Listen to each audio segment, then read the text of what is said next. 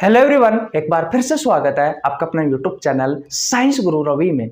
Guys, आप सभी को पता है 1 फरवरी से रेलवे वाले बच्चों के लिए हमने बायोलॉजी का एक स्पेशल बैच स्टार्ट किया था, जिसमें हम आपको बायोलॉजी के प्रीवियस ईयर के क्वेश्चन करवा रहे हैं चैप्टर वाइज। मानव रोग वाला चैप्टर मैंने आपको कंप्लीट करवा दिया है। अब हमने स्टार्ट किया है बेटा विटामिन वाला चैप्टर। तो सबसे पहले हेडिंग लगा लीजिए विटामिन्स।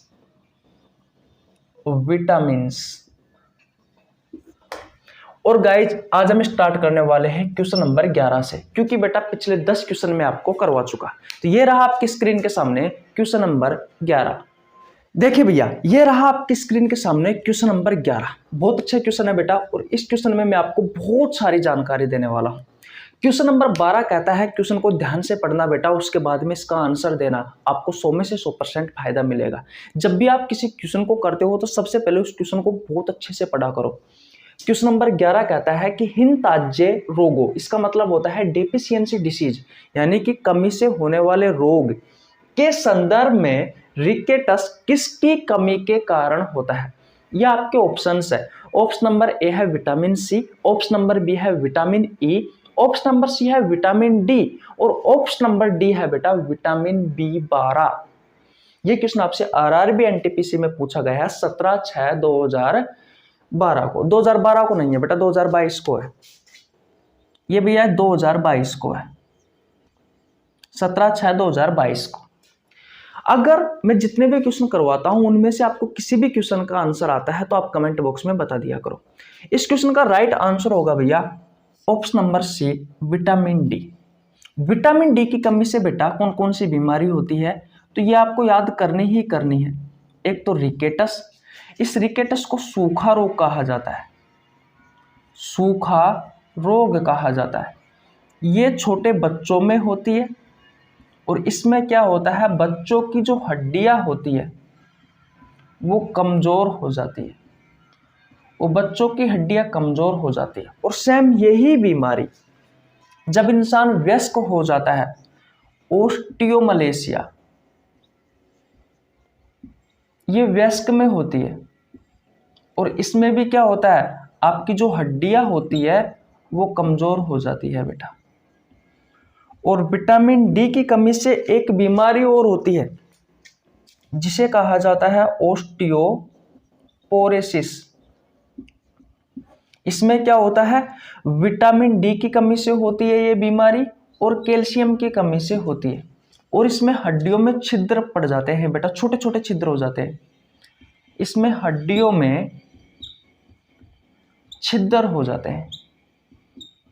क्या हो जाते हैं, इनमें हड्डियों में छिद्र हो जाते हैं। तो विटामिन डी की कमी से अगर कोई रोग पूछे तो बेटा ये 3 बीमारी तो आपको याद करनी ही करनी है। रिकेटस जिसे सूखा रोग कहा जाता है, छोटे बच्चों में होता है, इसमें हड्डियां कमजोर हो जाती है। अगली बीमारी है ओस्टियोमलेशिया, ये वेस्ट में होती है बेटा, और इसमें भी हड्डियां कमजोर हो जाती है। अगली बीमारी है ओस्टियोपोरोसिस, ये भी विटामिन डी की कमी से होने वाली बीमारी है, या कैल्शियम की कमी से होने वाली बीमारी है। इसमें क्या होता है, इसमें हड्डियों में छोटे छोटे छिद्र हो जाते हैं बेटा, बहुत सारे। तो विटामिन डी की कमी से होने वाली बीमारी आपको समझ में आ गई। और ऑप्शन में कौन कौन से विटामिन है, विटामिन सी है। तो विटामिन सी की कमी से स्कर्वी रोग होता है। कौन सा रोग होता है, स्कर्वी रोग होता है। इसमें क्या होता है, इसमें मसूड़े कमजोर पड़ जाते हैं बेटा। हमारे जो मसूड़े होते हैं ना, मसूड़े कमजोर पड़ जाते हैं इसमें, और मसूड़ों में से ब्लड आने लग जाता है। और हमारे विटामिन सी की कमी से घाव भी जल्दी नहीं भरते। तो ये विटामिन सी के लक्षण है बेटा, यानी कि विटामिन सी की कमी से होने वाली बीमारी के लक्षण है स्कर्वी के। विटामिन ई की बात करते हैं। ईयरली एजिंग, समय से पहले ही बेटा बुढ़ापा आ जाता है। और स्टरलिटी यानी कि नपुंसकता या फिर बांझपन, ऐसा जो रोगी होता है बेटा वो बच्चा बच्ची पैदा नहीं कर सकता, वो बांझ रह जाता है विटामिन ई की कमी से। तो ये 2 बीमारी आपको याद रखनी है। विटामिन ई की कमी से ईयरली एजिंग, यानी कि समय से पहले बुढ़ापा दिखाई देता है बेटा, समय से पहले बुढ़ापा दिखाई देता है विटामिन ई की कमी से। और एक स्टरलिटी होता है बांझपन, नपुंसकता, ऐसा रोगी बेटा बच्चा पैदा नहीं कर सकता, बच्चा हो या फिर बच्ची हो। विटामिन बी12 की कमी से बेटा कौन सा रोग होता है, तो पर्नीशियस अनेमिया होता है। Pernicious anaemia. अनेमिया का मतलब बेटा खून की कमी होता है, खून की कमी होती है, इस बात का आपको ध्यान रखना है। और ये क्वेश्चन आपसे पूछा गया था 17/6/2022 को आरआरबी एनटीपीसी में। अब विटामिन डी से क्वेश्चन पूछा गया है, तो विटामिन डी के बारे में भी जान लेते हैं। देखिए बेटा, जो विटामिन डी होता है, इस विटामिन डी का केमिकल नेम क्या होता है, ये आपसे क्वेश्चन पूछा जा सकता है, केमिकल नेम। तो क्या होता है विटामिन डी का केमिकल नेम? विटामिन डी का केमिकल नाम होता है बेटा कैल्सीफेरोल। इस कैल्सी का मतलब कैल्शियम होता है, यानी कि इसमें कैल्शियम भी पाया जाता है, इस बात का भी आपको ध्यान रखना है। इसके सोर्स के बारे में अगर पूछा जाए आपसे एग्जाम में तो बता देना, इसके सोर्स क्या क्या है। सोर्स यानी कि स्रोत, तो इसके सोर्स है बेटा दूध, दूध से बनने वाले पदार्थ, अंडा, चिकन, मछली, मछली का तेल और सूर्य का प्रकाश। सूर्य का प्रकाश बेटा स्रोत में लिखा जाता है, लेकिन वैसे देखा जाए तो सूर्य का प्रकाश इंपॉर्टेंट भी है, लेकिन ये स्रोत नहीं है बेटा। हमारे शरीर में जिस तरीके से हार्मोनों का निर्माण होता है, ठीक उसी तरीके से विटामिन डी का निर्माण होता है, इसलिए विटामिन डी को हार्मोन विटामिन भी कहा जाता है। और ये केमिकल रिएक्शन के थ्रू होता है बेटा विटामिन डी का निर्माण हमारे शरीर में। तो जो केमिकल रिएक्शन होती है, इसको जल्दी करवाने का कार्य आपका सूर्य का प्रकाश करता है, यानी कि सूर्य का प्रकाश यहाँ पर विटामिन डी के निर्माण में उत्प्रेरक की तरह कार्य करता है, कैटलिस्ट की तरह कार्य करता है। अब कैटलिस्ट क्या होता है, तो किसी भी अभिक्रिया की गति बढ़ाने में सहायक होता है, यानी कि अगर कोई अभिक्रिया 10 मिनट में हो रही है तो ये कैटलिस्ट क्या करते हैं बेटा, उस अभिक्रिया को, ये जो उत्प्रेरक होते हैं, ये 2 मिनट में या 3 मिनट में करा देंगे, यानी कि उसकी स्पीड बढ़ा देंगे, उसको जल्दी जल्दी कराने का काम करते हैं। तो विटामिन डी का निर्माण जो सूर्य का प्रकाश होता है, इस विटामिन डी के निर्माण में सूर्य का प्रकाश उत्प्रेरक की तरह काम करता है। जैसे कि हमारे शरीर में हम भोजन खाते हैं तो भोजन का पाचन जल्दी से हो जाता है, क्यों? क्योंकि एंजाइम करवाते हैं। अब एंजाइम क्या करवाते हैं, एंजाइम भी उत्प्रेरक की तरह ही काम करते हैं बेटा हमारे शरीर में भोजन के पाचन में। तो ये क्या है, उस अभिक्रिया की स्पीड को बढ़ा देते हैं ताकि जल्दी से भोजन का पाचन हो जाए। ठीक उस तरीके से यह है, हमारे शरीर में विटामिन डी का निर्माण होता है, लेकिन सूर्य का प्रकाश उस अभिक्रिया को जल्दी करवा देता है। इतनी बात क्लियर है? किसी को कोई प्रॉब्लम? तो ये आपको याद रखने हैं बेटा। तो बताइए क्वेश्चन नंबर 11 समझ में आया? तो पहले तो आप स्क्रीनशॉट ले लीजिए। ले लिया? ओके। एक महत्वपूर्ण बात करनी है आपसे बेटा, हर रोज सुबह 6 बजे मैं कम्युनिटी पोस्ट में बायोलॉजी का एक बेहतरीन क्वेश्चन डालता हूं, जिसका आंसर 100, 200, 300, 400, 500 स्टूडेंट हर रोज देते हैं। आप भी दीजिए, ताकि बायोलॉजी के बेहतरीन क्वेश्चनों पर आपकी पकड़ बनी रहे। ये वो क्वेश्चन होता है जो आपसे आपकी प्रतियोगी परीक्षाओं में या तो पहले पूछा गया होता है या आगे पूछे जाने की संभावना रहती है। अगर आप हर रोज इन क्वेश्चनों का आंसर देते हो तो बायोलॉजी के बेहतरीन क्वेश्चनों पर आपकी पकड़ बनी रहेगी, जिससे ये क्वेश्चन आपको डायरेक्ट आपके एग्जाम में देखने को मिल सकते हैं। और अगर आप में से कोई भी भाई या बहन अगर पशु परिचर भर्ती की तैयारी कर रहा है और अगर आपको बायोलॉजी पढ़नी है, तो सुबह 7 बजे वाले बैच में मैं आपको बायोलॉजी पढ़ा रहा हूं पशु परिचर भर्ती के लिए। शाम को ये जो बैच चल रहा है बेटा, ये स्पेशल रेलवे के लिए है, वैसे ये सभी प्रतियोगी परीक्षाओं के लिए उपयोगी है, इस बात का आपको ध्यान रखना है। इस बैच का टाइम रहता है सोमवार से लेकर के शनिवार तक शाम 7 बजे। संडे का इसका ऑफ रहता है भैया। इतनी बात क्लियर है? और सब आपको पता ही है हमारे इस YouTube चैनल के शेड्यूल के बारे में। तो ओके, अब चलते हैं बेटा नेक्स्ट क्वेश्चन की ओर, क्वेश्चन नंबर 12 की ओर। चले भैया? ओके, देखिए भैया, अब बात करते हैं क्वेश्चन नंबर 12 की। बहुत अच्छा क्वेश्चन है। क्वेश्चन नंबर 12 कहता है कि मछली से प्राप्त कोड लिवर तेल किस विटामिन का समृद्ध स्रोत है? ये आपके ऑप्शंस है। ऑप्शन नंबर ए है vitamin A, option number B है vitamin C, option number C है विटामिन डी और ऑप्शन नंबर डी है विटामिन ए। ये क्वेश्चन आपसे आरआरबी जेईई में पूछा गया है 14/12/2014 को। तो अभी गाइज मैंने पिछला ही क्वेश्चन आपको करवाया था, जिसमें मैंने आपको बताया था कि मछली से जो प्राप्त तेल है वो विटामिन डी का अच्छा स्रोत माना जाता है। तो इस क्वेश्चन का राइट आंसर क्या हो जाएगा बेटा? Vitamin D. मैं आपको एक एक करके चारों के चारों ऑप्शन के स्रोतों के नाम बता देता हूं। सबसे पहले विटामिन ए के सोर्स के बारे में बात करते हैं। कि भाई विटामिन ए के स्रोत कौन कौन से हैं। ध्यान से समझना बेटा, क्योंकि यहाँ से आपके एग्जाम में क्वेश्चन पूछे जाते हैं। सबसे पहले विटामिन ए में आपको जो याद करना है बेटा, वो गाजर याद करना है, क्योंकि ये गाजर आपसे बहुत बार आपके एग्जाम में पूछा गया है। उसके अलावा आपको क्या याद करना है कि फल व सब्जियां जो पीले व हरे रंग के हैं बेटा, वो सब विटामिन ए के अच्छे स्रोत माने जाते हैं। तो गाजर के अलावा आपको केला, उसके अलावा पपीता, उसके अलावा मेथी, पालक, धनिया और पुदीना और चने का साग। चने का साग खाया है आपने? कमेंट बॉक्स में बताइए भैया। चने का भी साग बनता है, सरसों का साग हमारी दादी आज भी बनाती है जब हम गांव जाते हैं ना तब। तो ये विटामिन ए के अच्छे स्रोत हैं। गाजर, केला, पपीता, मेथी, पालक, धनिया, पुदीना, चने का साग, सरसों का साग। उसके अलावा आपको भिंडी भी याद रखना है, ठीक है। हरी मिर्ची भी याद कर लीजिए और कच्चा आम भी याद कर लीजिए। अब कुछ जंतु उत्पादक स्रोत है वो भी देख लेते हैं विटामिन ए में। जंतु उत्पादक स्रोत यानी कि जंतुओं से प्राप्त स्रोत कौन कौन से हैं? तो भैया दूध है, दूध से बनने वाले पदार्थ जैसे कि पनीर और मछली। और मछली का तेल बेटा यहाँ भी आता है, कि मछली का जो लीवर का तेल है वो यहाँ भी आता है और आपसे पूछा भी गया है, ऐसी बात नहीं है। तो ये विटामिन ए के अच्छे स्रोत है बेटा, इतनी बात क्लियर है। अब बात कर लेते हैं विटामिन सी के। भाई दूसरा ऑप्शन क्या है? विटामिन सी।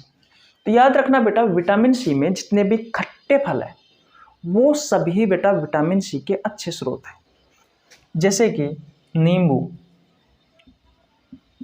संतरा, आंवला, इमली, इसके अलावा एक टमाटर, एक अमरूद, अंगूर, ये बेटा विटामिन सी के अच्छे स्रोत माने जाते हैं। इतनी बात क्लियर है? कोई प्रॉब्लम यहाँ तक? विटामिन डी के स्रोत गाइज मैंने पिछले ही क्वेश्चन में आपको बताए थे, जैसे कि दूध, अंडा, दूध से बनने वाले पदार्थ, मांस, चिकन, मछली के लीवर का तेल, दालें, ये सभी बेटा विटामिन डी के अच्छे स्रोत हैं। पिछले क्वेश्चन में लिखवा दिया है तो यहाँ पर लिखवाने की आवश्यकता नहीं है, तो विटामिन ई के स्रोत लिखवा देता हूँ। तो विटामिन ई के स्रोत देख लीजिए बेटा। विटामिन ई के स्रोत, सब्जियों से मिलने वाला तेल, सब्जियों से मिलने वाला तेल, सूरजमुखी का तेल,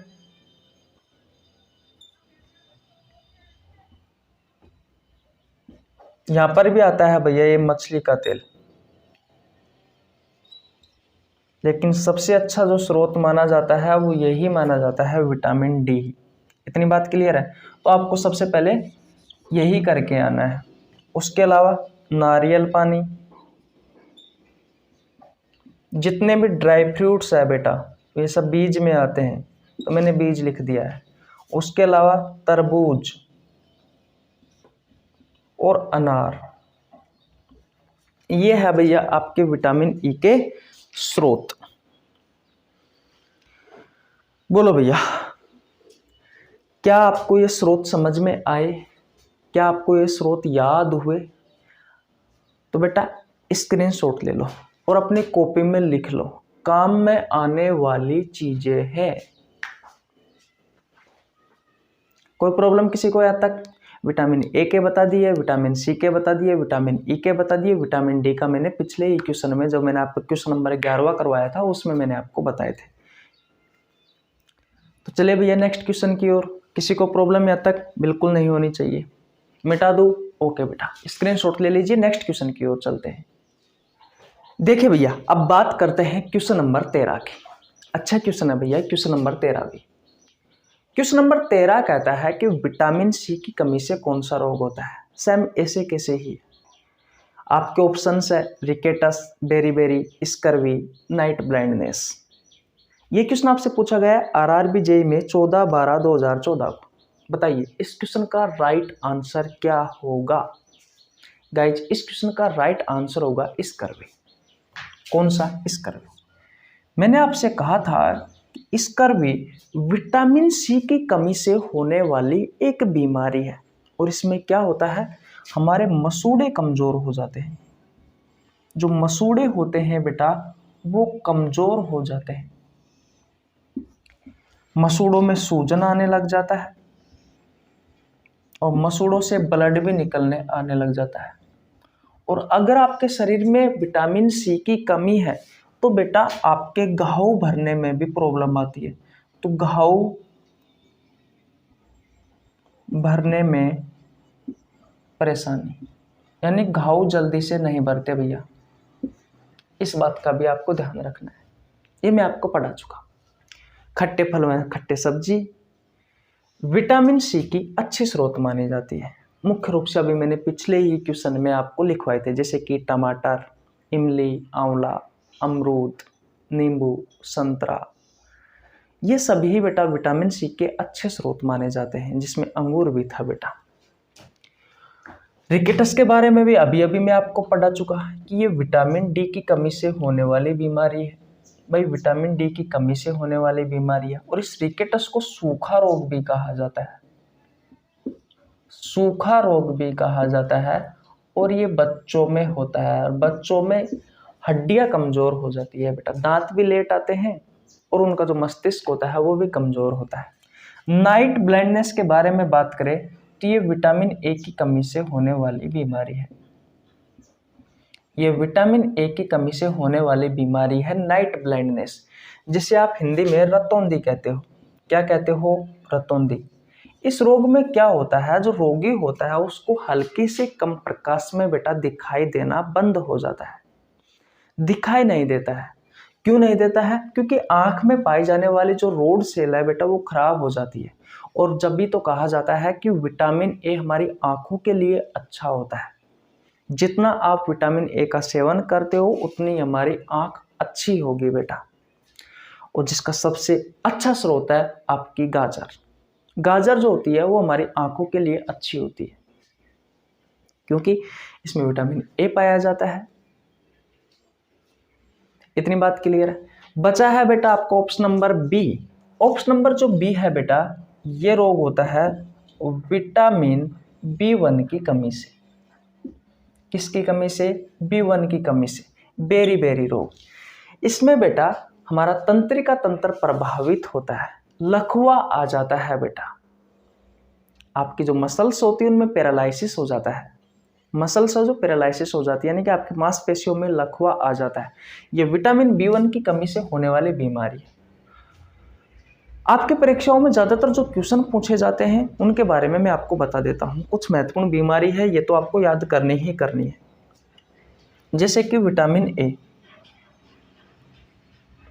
अब विटामिन ए की कमी से कौन सी बीमारी होती है?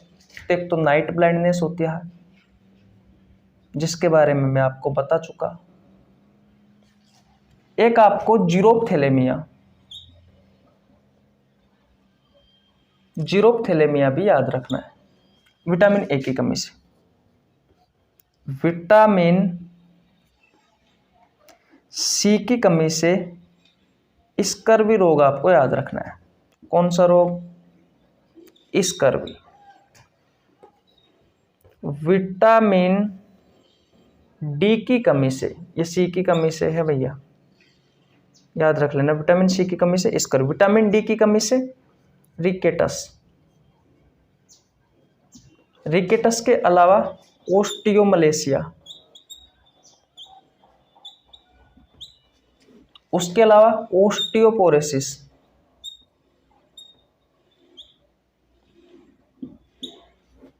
ऑस्टियोपोरोसिस, ये विटामिन डी की कमी से याद रखना है। विटामिन ई की कमी से, विटामिन ई की कमी से एक तो आपको ईयरली एजिंग और एक स्टरलिटी। स्टरलिटी का मतलब होता है बांझपन या नपुंसकता। ईयरली एजिंग का मतलब होता है बेटा, दिख नहीं रहा है क्या आपको? ईयरली एजिंग का मतलब होता है, ईयरली एजिंग का मतलब होता है समय से पहले ही बुढ़ापा आ जाना। ये इंपॉर्टेंट है जो लिखाने वाला हूं, क्योंकि यहां से आपके एग्जाम में, यानी कि इस सेशन में मैं आपको बहुत सारे क्वेश्चन करवाने वाला हूं। विटामिन के की कमी से कौन सा रोग होता है? तो याद रखना बेटा, ब्लड क्लोटिंग नहीं होती है। अब ये ब्लड क्लोटिंग क्या होता है? ये नहीं होती है, क्रॉस का चिन्ह लगा रहा हूं, इसका मतलब होता है नहीं होती है। देखिए, विटामिन के की कमी से ब्लड क्लोटिंग नहीं होती है। आपके शरीर में अगर आपको कहीं पर चोट लगती है तो आप देखते हो कुछ समय के बाद में चोट लगे वाले स्थान से जो ब्लड बाहर निकलता रहता है वो कुछ समय बाद में अपने आप बहने रुक जाता है, यानी कि ब्लड क्लोटिंग हो जाती है। लेकिन अगर आपके शरीर में विटामिन के की कमी हुई बेटा, तो वो लगातार आपके शरीर से ब्लड बाहर जाता रहता है, रक्त का थक्का नहीं जमता है, और ऐसी बीमारी को ही ब्लड क्लोटिंग कहा जाता है, यानी कि ब्लड क्लोटिंग नहीं होती है। ये होता है बेटा विटामिन के की कमी से। कोई प्रॉब्लम यहाँ तक नहीं होनी चाहिए। और विटामिन B1 की कमी से मैंने आपको बता दिया है, बेरी बेरी है। B2 की कमी से होठ व मुंह पर छाले हो जाते हैं।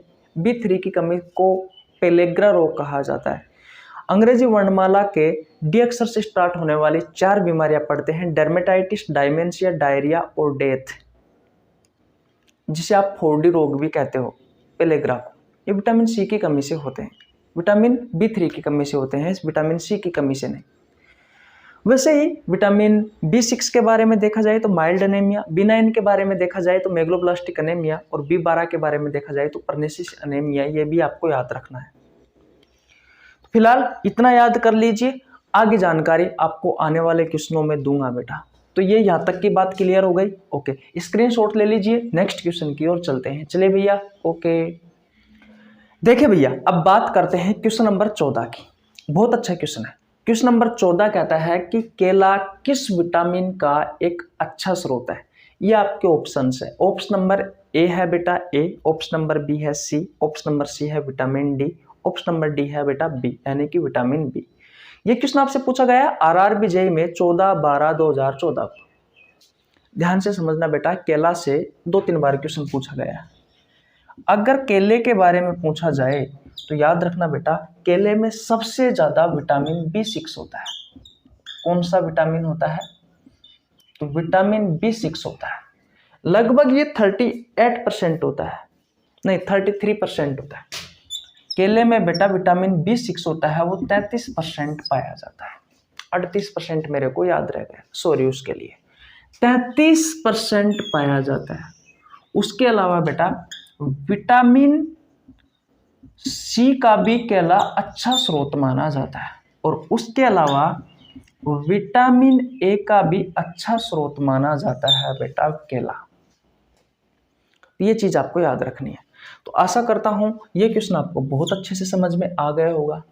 तो केला में विटामिन B6 अच्छी मात्रा में पाया जाता है, लगभग 33% में। विटामिन सी भी, यानी कि केले में विटामिन सी भी पाया जाता है और विटामिन ए भी पाया जाता है। तो विटामिन B6 का, विटामिन सी का, विटामिन ए का केला अच्छा स्रोत माना जाता है। इतनी बात क्लियर है? स्क्रीनशॉट ले लीजिए भैया, नेक्स्ट क्वेश्चन की ओर चलते हैं। चले भैया, ओके। देखिए भैया, ये रहा हमारा आज का अंतिम question, question number 15। Question number 15 कहता है कि उस विटामिन का नाम बताइए जिसकी कमी के कारण अत्यधिक खून बहने लगता है। ये आपके ऑप्शन है बेटा। Option number A vitamin A, option number B है vitamin B1, option number C है vitamin C, option number D है विटामिन के। और ये क्वेश्चन आपसे RRB LP टेक्नीशियन में पूछा गया है 17/8/2018 को।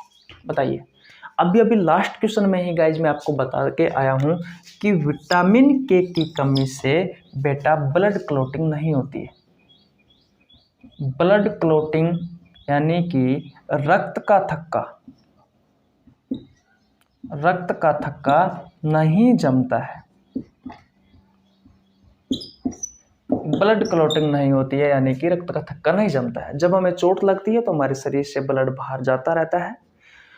अगर आपके शरीर में विटामिन के की कमी हुई तो बेटे ब्लड क्लॉटिंग लगातार जारी रहेगी। लेकिन अगर आपके शरीर में विटामिन के भरपूर मात्रा में है, यानी कि अच्छी मात्रा में है, तो भैया वो कुछ समय निकलने के बाद में ही अपने आप ब्लड क्लॉटिंग हो जाएगी, यानी कि वो बहना रुक जाएगा।